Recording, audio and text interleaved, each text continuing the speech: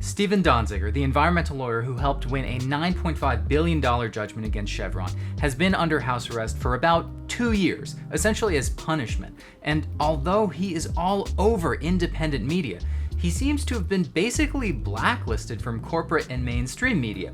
Here is the single segment from Bloomberg pertaining to Donziger.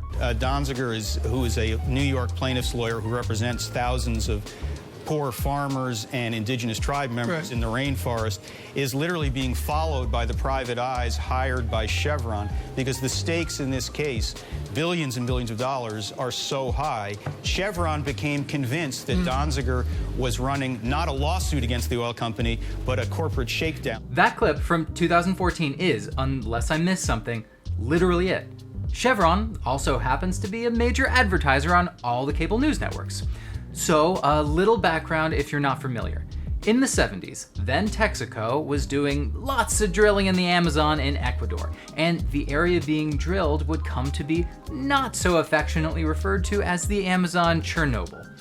Toxic waste pits were abandoned, there were heavy metals in the river sediment now, and the indigenous population was just generally annoyed that their land, food supply, and water were so much more poisoned and cancer-causing than they were used to it being. 54 judicial site inspections found that Chevron left oil contaminations in violation of national legal standards that are 10 times more lax anyway than typical US standards. So in 1993, Donziger and a few other lawyers got together to represent 30,000 locals, and they filed a lawsuit in New York, where Texaco's headquarters were. Texaco staged a phony cleanup and nothing was solved. People were still getting sick and drinking water that was contaminated. The litigation dragged on for years. In 2001, Chevron bought Texaco and got the case moved to Ecuador. Finally, in 2011, Chevron was found guilty and ended up with a judgment of $9.5 billion, which Chevron was so unhappy with, they actually filed a RICO suit against Donziger, like he was Tony Soprano. And he was actually found guilty based on the testimony of a single Ecuadorian who was paid, just so happens, hundreds of thousands of dollars by Chevron. And it seems that all subsequent legal issues for Donziger essentially stem from the judge in that case choosing to believe that one witness. And Donziger's legal issues are serious.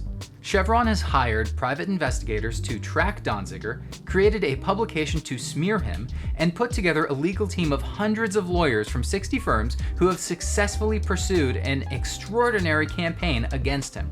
As a result, Donziger has been disbarred and his bank accounts have been frozen. He now has a lien on his apartment, faces exorbitant fines, and has been prohibited from earning money. As of August, a court has seized his passport and put him on house arrest. Chevron, which has a market capitalization of $228 billion, has the funds to continue targeting Donziger for as long as it chooses. Now, this house arrest is actually because he refused a request to hand over his computer and phone. He appealed the request, but said he would hand over his stuff anyway if he lost the appeal. Despite this, the judge charged him with contempt of court, and he's been under house arrest for almost 2 years, which is actually unheard of. The judge who sentenced him to house arrest, little known fact, is a Federalist Society judge named Loretta Preska.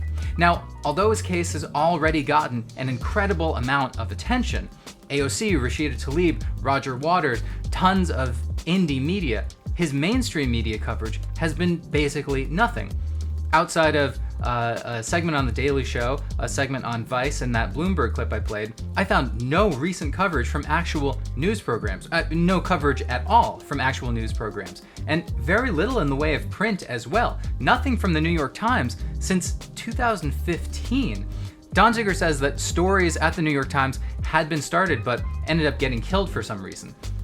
Now, as bad as cable coverage always is, you can usually depend on Ali Velshi or Chris Hayes or Mehdi Hassan to at least address whatever it is we're talking about, or maybe a one-off segment on PBS, something like that. But this is kind of interesting given how much indie coverage there is, total saturation, and how completely silent it's been on mainstream media. So why is this? All right, well, here are some possibilities. If you watch any cable news at all, regularly, you have probably seen this. At Chevron, we're taking action, tying our executives' pay to lowering the carbon emissions intensity of our operations. It's tempting to see how far we've come, but it's only human to know how far we have to go. So that ad started airing on May 17th across Fox, CNN, MSNBC, and CNBC. It airs about 7 times a day across those networks, and considering a single commercial spot in prime time can cost as much as $8,000, their ad buy is not insignificant, the ad buy on the part of Chevron.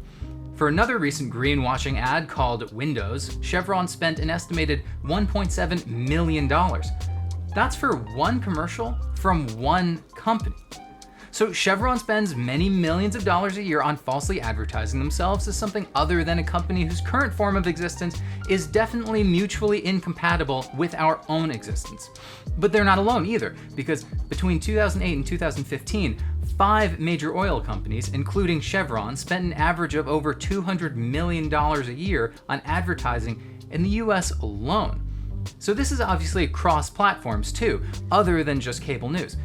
Which brings us to the fact that these news networks have parent companies and sister channels who also rely in part on the ad dollars of oil companies. So if MSNBC, let's say, decided to make this Chevron revenge campaign against Donziger their top story, which they absolutely could, if they gave the story 12-minute segments on 12 shows a day like they do with their other top stories, this would be a real story.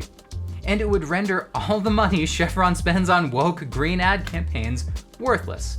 Actually, less than worthless, because it would make them look cynical. It would make Chevron look cynical, having this ad air in between news segments about Chevron filing a RICO case against Donziger for the crime of trying to get justice for the natives of the Amazon, who now have swimming pools of wastewater on their land. And reminding people of what these companies do or are capable of, the pollution and destruction caused even beyond what burning oil does anyway, how vindictive they can be, and what a sham it is, the idea that these energy companies are interested in clean energy any more than they will legally be obligated to be interested. And I would imagine no oil company really wants to sponsor a show that features a lot of negative stories about oil companies. And let's not forget that Donziger is just one person being punished by a massive company for trying to achieve some modicum of justice for the thousands of people down in Ecuador who are still living with an environment made poisonous and hostile by Texaco, now Chevron. Those are also people being ignored by prestige media. Those are the people who would benefit most from a concerted media campaign. And whatever the reason for not giving them time, whether it's advertising dollars or the media groupthink that lets some stories expand way beyond usefulness and lets others wilt away, probably worth mentioning also that the mammoth investment companies that have huge stakes in Chevron also have equally huge stakes in Comcast, Warner Media, Fox. Companies like BlackRock or Vanguard, who may own a full 8 or 9% of Chevron and a full 8 or 9% of Comcast.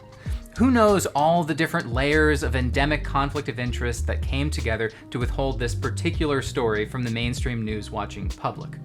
Whatever the reasons may be, it is an absolute shirking of responsibility on the part of popular journalists with large national platforms who have decided to ignore this. And with regard to anything that has saturated one sphere of media and completely avoided another, that alone is a story. Because either way, if you have all of independent media covering one thing and none of mainstream media covering that thing, I mean, one group has to be guilty of journalistic incompetence, or the other has to be guilty of journalistic negligence. But that'll do it for me. Subscribe, it helps people find this, and if you can, donate to Donziger's defense fund.